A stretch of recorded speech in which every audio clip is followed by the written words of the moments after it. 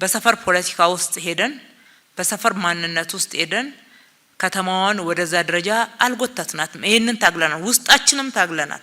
በእነኛ የፖለቲካ እሳቤዎች ተጎትተን ወደ አንዱ ተወዛውዘን ቢሆን ኖሮ በዛ ደረጃ ልናመጣት አንችልም። እነሱ ለምንድን ነው ለገጣፎ ድረስ ቤት ገዝተው የሚሄዱት? ካንትሪ ክለብ መሀል አዲስ አበባ ነው እንዴ ለገጣፎ? ጨዋታው ግልጽ ነው። እኔ ካላወካሁት የሚል ነው። ሁለተኛ ሆድ ማስባስ በቀላሉ ይሄንን ህዝብ ይቻላል እያሉ ህዝቡ ነቅቶ የደረሰበት ደረጃ ላይ ያልደረሱ እንደሆኑ ነው የሚያሳዩ። የትኛው ነዋሪ ነው ቤቱ ተገንብቶለት ቤቱ ተመልሶ ያልገባው? ማን የገባበት? ከየት መጥቶ?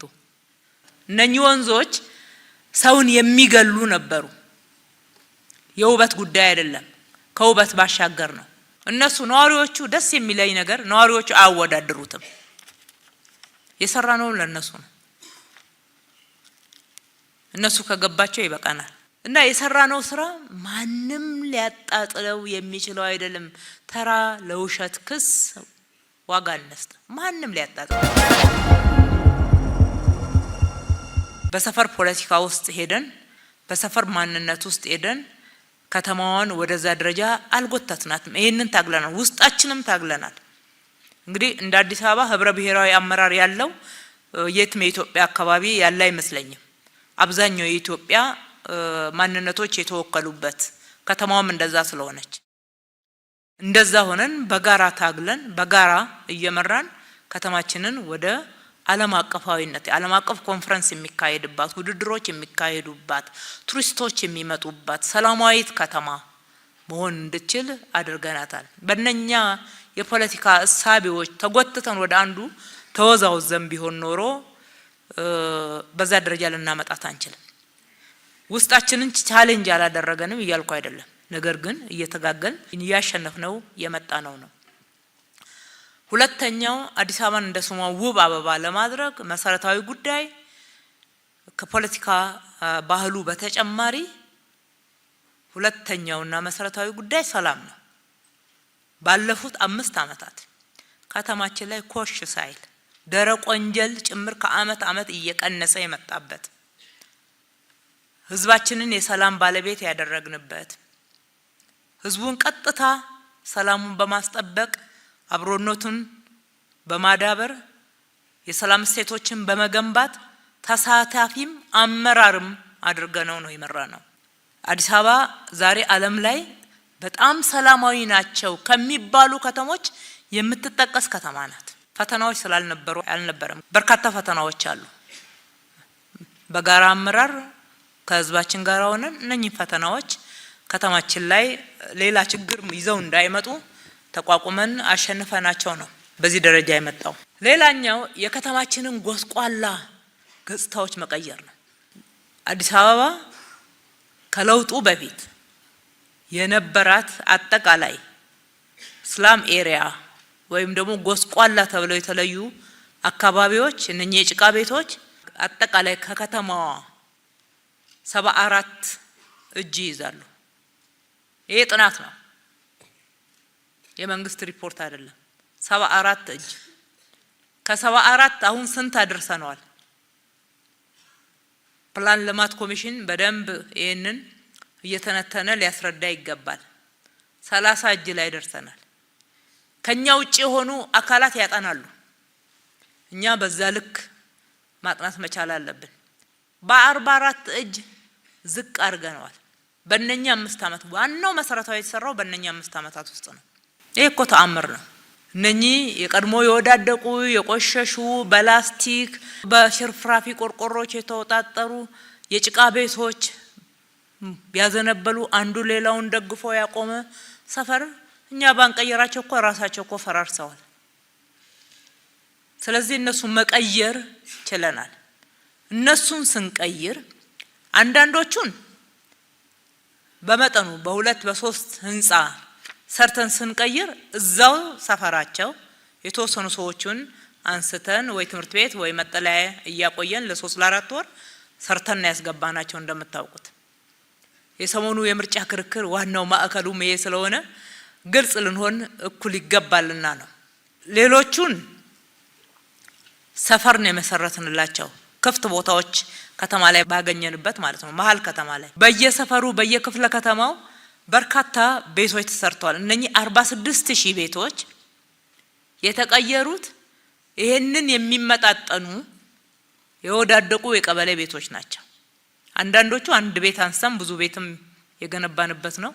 እዚህ ቦሌ ጎላጎል አካባቢ ብትሄዱ የተሰሩ ቤቶች የተወሰኑ ሰፋፊ ቀበሌ ቤቶችን አንስተን ለብዙዎች እንደሚበቃ ተደርገው የተሰሩ ናቸው። በአንድ ጊዜ ከ1000 በላይ ነዋሪዎች የተነሱበት አካባቢ ደግሞ እንደዛ ማድረግ አልቻልንም።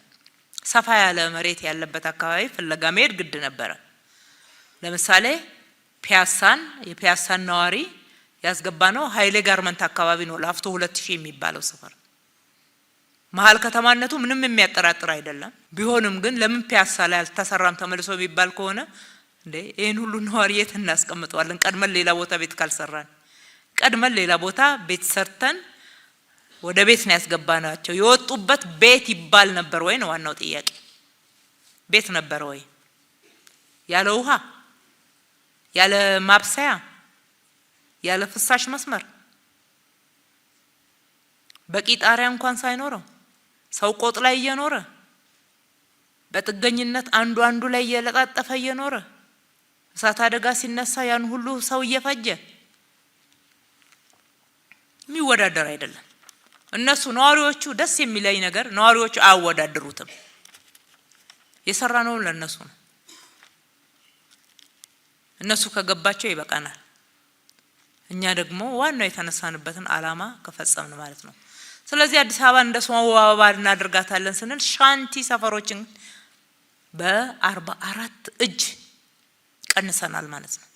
አለበለዚያ ቅድም የተናገርኩት አዲስ አበባ የዓለም 3ኛዋ የዲፕሎማሲ ማዕከል አፍሪካ ወንድሞች እህቶቻችን ዋና ከተማችን የሚሉባት ይሄ አሁን በገቢ በከፍተኛ ሁኔታ ሀገራችን እያነቃቃ ያለው ቱሪዝም እየመጣ እየጎረፈ ያለበት ሁኔታ አይታሰብም። ሻንቲ ውስጥ የአፍሪካ ህብረት ይውጣ የተባለው ሻንቲ ነው። አዲስ አበባ ቆሻሻ ናት ብለው እኮ ነው የከሰሱን። ይሄ ማለት ቤቶችን መቀየር ብቻ አይደለም፣ አካባቢን ጭምር ነው የቀየርነው።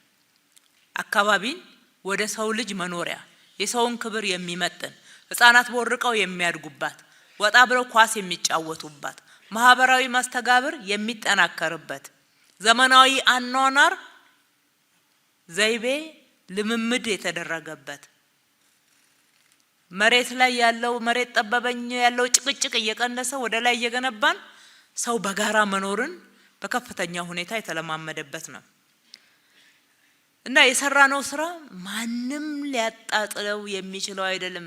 ተራ ለውሸት ክስ ዋጋ አንስጥ። ማንም ሊያጣጥለው መቼም ቢሆን የብልጽግና አመራሮች ልስኮሩበት የሚገባ ነው። ለሰው ልጅ ክብር የሚመጥን ስራ ነው የሰራነው። ክብር ነው የገነባ ነው። ቤት ብቻ አይደለም፣ አካባቢ ነው የገነባ ነው። ምን ነው ሰው ከፒያሳ እጣ ወጥቶለት ቱሉ ዲምቱ ሲሄድ የዛሬ 20 ዓመት አካባቢ እየጨፈረ ብር አዋጥቶ እየደገሰ ሄዶል እንደሸኛው ሱኮ ቤት አገኘ እሷ ቤት አገኘች እየተባለ ማለት ነው። ቱሉ ዲምቱ ከገላንጉራ 3.7 ኪሎ ሜትር ርቅ የለ እንዴ? ገላንጉራ እኮ ነው ወደዚህ። ኮየ ፈጬ ከገላንጉራ ትንሽም ቢሆን ርቅ የለ እንዴ? ገላንጉራ ነው አለ ወደዚህ ቅርብ። እዛ እጣ ይወጣላቸው ሰዎች እንደዛ እየተደገዘ ለዛው ባላለቀ ቤት ራሱ ባለቤቱ የሚጨርሰው እየተባለ ማለት ነው።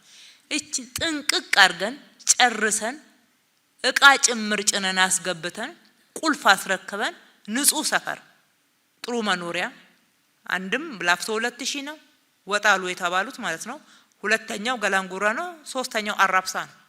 የካጣፉ አካባቢ ነው። ፈረንሳይ የካ ፈረንሳይ አካባቢ እነኚህ አካባቢዎች ናቸው ያስገባናቸው። ከነኚህ አካባቢ ርቀው ያሉ ቦታዎች ላይ ሲገባ ግን እጣ ሲወጣለት ለዛውም ቆጥቦ በገዛ ገንዘቡ ማለት ነው ቆጥቦ ጥንቅቅ ባላለ ቤት እጣ ሲወጣለት ከበርቻቻ ጨፋራ ነው። እኛ ስላረግነው ነው ዝቅ የሚለው ቁልፍ ስላስረከብን ጠርተን አንድ ሁለተኛ እነሱ ለምንድን ነው ለገጣፎ ድረስ ቤት ገዝተው የሚሄዱት? ካንትሪ ክለብ መሀል አዲስ አበባ ነው እንዴ ለገጣፎ? ጨዋታው ግልጽ ነው። እኔ ካላወካሁት የሚል ነው። ሁለተኛ ሆድ ማስባስ በቀላሉ ይሄንን ህዝብ ይቻላል እያሉ ህዝቡ ነቅቶ የደረሰበት ደረጃ ላይ ያልደረሱ እንደሆኑ ነው የሚያሳየው። የምርጫ ክርክሩ ሁሉ በዚህ ዙሪያ እንደነበረ ስለምናስታውስ ነው። በዚህ ዙሪያ ከሳሽ ብቅ ስላለ አዲስ አበባዎች የሰራችሁትን ስራ ቅንጣት ያክል በፈጣሪም በሰውም ዘንድ የተጣለብንን ኃላፊነት ጥርሳችንን ነክሰን በንጹህ በታማኝነት ተወጥተነዋል። አንዳንድ ቦታ ስናስተላልፍ እንኳን አመራራችን ላይ ክፍተት ሲፈጥር ምን ያክል ጨከን ያለ እርምጃ እንደምንወስድ ስለምናውቀው ማለት ነው። ፌር የሆነ ስራ ነው የሰራ ነው። የትኛው ነዋሪ ነው ቤቱ ተገንብቶለት ቤቱ ተመልሶ ያልገባው? ማን የገባበት? ከየት መጥቶ? እስኪ ከሌላ ቦታ መጥቶ እነኚህ ቤቶች ውስጥ የገባውን ሰው ኢንተርቪው አድርገው በራሳቸው ያቅርቡ። እነኚህ የሚከራከሩ ሰዎች እንማርበታለን። ስለሌለ ሙሉ ኮንፊደንስ አለን እኛ። አላማችንም ማገልገል ነው። አዲስ አበባን ውብ አበባ እናስመስላታለን ስንል ማሳያዎቹ የገጽታዋ ሻንቲ ከ74 ወደ 30 መውረዱ ነው። አንድ የፍሳሽ ማጣሪያ ነው የነበረን አይደል? ታውቃላችሁ ይሄን ያቃቂው።